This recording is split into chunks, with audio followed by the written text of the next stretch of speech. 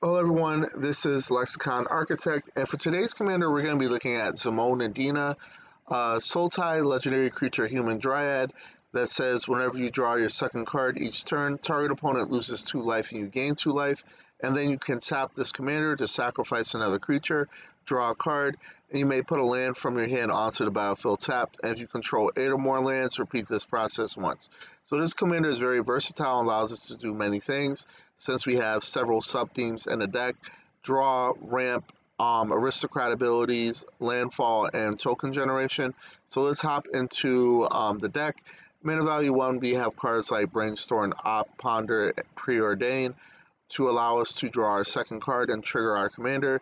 Then we have Wizard Class to allow us to have no maximum hand size since we're going to be drawing a bunch of cards.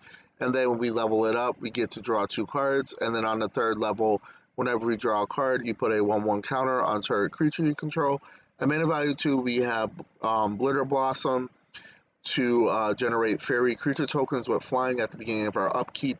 We play Blood Artist to drain our opponents and gain life whenever another creature dies, so it doesn't have to be our own. So if they are attacking each other and one of their creatures die, we still get to force the target player to lose 1 life, and then we'll gain 1 life. Then we have Dina, Soul Steeper. Whenever you gain life, each opponent loses 1 life. Dreadhorde Invasion to allow us to mass 1 during our upkeep and lose a life, but it's going to keep growing as zombie. And then whenever a zombie token control attacks, if its power is 6 or greater, it gains a lifelink until the end of the turn. Then we have Fairy Mastermind to allow us to draw additional cards whenever an opponent draws their second card. We play cards like Fanatical Offering to sacrifice one of our tokens, or an artifact to draw 2 and create a map token. Then we have Lotus Cobra to allow us to generate more mana whenever you have a land enter the battlefield under our control. Then we have On the Trail. Whenever you draw your second card each turn, you may put a land from your hand onto the battlefield tapped. So this is another enchantment that allows us to ramp. Then we have Zulaport Cutthroat. Whenever it or another target creature whenever Zulaport Cutthroat and another creature you control dies, each opponent loses 1 life, you gain a life. At mana value 3, we have Azuzu to double up on lands, Bastion of Remembrance to drain our opponents, Detective of the Month. It gives us Ascend when we control, I believe, 10 or more non-land permanents. And then when we draw our second card each turn, we create a 2/2 white and blue detective creature token that cannot be blocked. Then we have Morbid Opportunist. Whenever one or more creatures die, draw a card. This ability triggers only once per turn. And similar to the Blood Artist, it doesn't matter if it's our creatures or not. If their creatures are dying, we do get to draw a card. Then we have Phyrexian Arena to just make sure we're drawing cards during our upkeep. And then we have Tireless Provisioner and Tireless Tracker. Tireless Provisioner allows us to make a food or a treasure token whenever a land enters the battlefield under our control. And then for Tireless Tracker, whenever a land enters the battlefield under our control, we investigate, so we make a clue. And then we can tap 2 mana to sacrifice the clue to draw a card. And then whenever you sacrifice a clue, you put a 1/1 counter on it. Then at mana value 4, we have Alondra Skydreamer. Whenever you draw your second card each turn, create a 2/2 blue Drake creature token with flying. And then for whatever reason, if we do get to draw 5 cards, Sky Streamer and Drake's Control get XX, where until the end of the turn, where X is the number of cards in your hand. Damnation, just to be a board wipe in case we need to play it. Gixian Puppeteer. Whenever you draw a second card each turn, each opponent loses 2 life, you gain 2 life.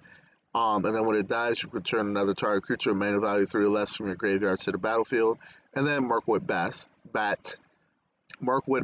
sorry, with flying. And then whenever you create or sacrifice a token, each opponent loses 1 life.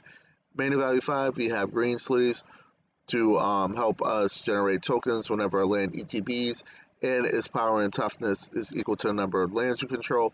And for whatever reason, it does have protection from planeswalkers and wizards. Then we have Moldervine Reclamation. Whenever a creature you control dies, you gain 1 life and draw a card.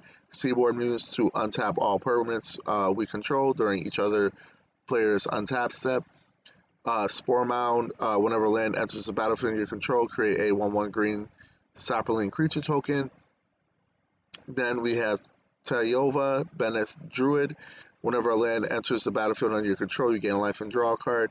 And then finally, Zendikar Roll. Whenever a land enters the battlefield under your control, put a 2/2 green elemental creature token onto the battlefield.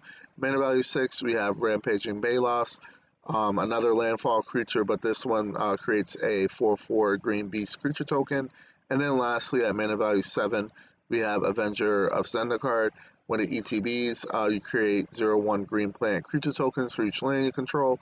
And then whenever a land enters the battlefield under your control, you may put a 1/1 counter on each plant you control.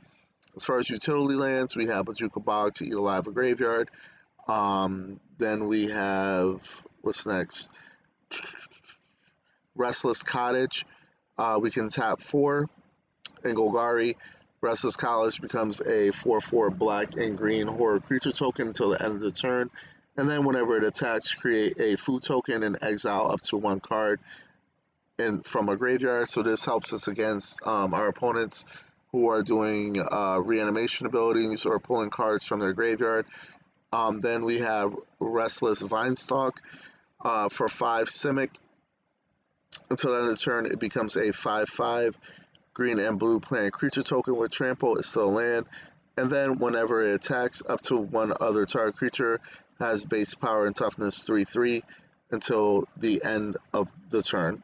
So that's the deck in a nutshell. It's going to cost you $465. As you can see, we curve out on turn 2. And if you like this style of content, please subscribe to my channel and have a good day.